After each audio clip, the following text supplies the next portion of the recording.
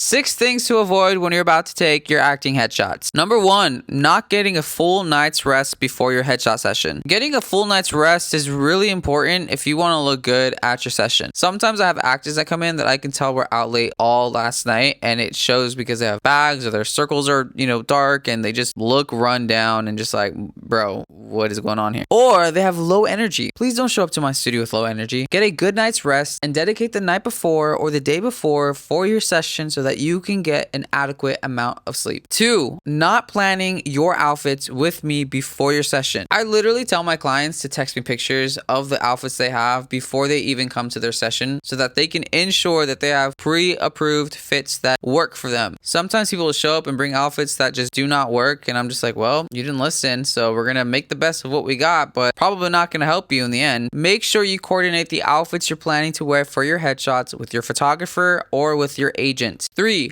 wearing too much makeup or not wearing enough makeup. Oddly, this is both a male and female problem. Sometimes guys will put on their own makeup and they will cake it on and they'll come to the session and I'm just like, that's a lot going on there, buddy. Or sometimes they'll just put foundation on like blemishes and it's not a full face of makeup, and I'm like, okay, now you have to spend time to reapply it all over your face so that's one blank color, but then they don't even bring foundation. It's just literally cover up for like little spots, and I'm just like, oh my god. And sometimes girls come in looking like they're about to have a night out with the girls with like a lot of stuff that they do not need for their makeup. Or there's some girls that barely have on any makeup and like you can still see through their skin. They don't know how to blend things. Their eye makeup is crusty and, they look like a hot mess. For both male and female, your objective is to wear full coverage makeup, but to look as natural as possible. It's not glamorized or looking like you're about to hit the red carpet. It's just natural and subtle. Girls, this means yes, you should still wear a full face of makeup, but don't put on false eyelashes, over contour your nose or your cheeks, and definitely do not do the overlining thing on your lips to make them look fuller. Keep it all natural with the right, natural colors. Don't overcomplicate it. You realize these casting directors will actually see your real face in person, right? 4, bad looking nails. Nails should also be natural looking. Please do not come in with these long ass nails that look like claws. I don't know what they're called, but do not come in with claws because in the context of headshots, they will just not look good at all. And they're going to hurt you because what you don't want is a casting director to look at your headshot and to see these claws and already attribute you to have some certain personality. And that's the worst thing to have in a headshot, is a shot in which someone could immediately typecast you as something. That said, some girls come in with their like nails grown out. I don't know what that thing is that girls put on top of their nails, the fake thing, and then it grows out and then there's like a space between the fake nail and then the real nail, and they'll come in and I'm just like,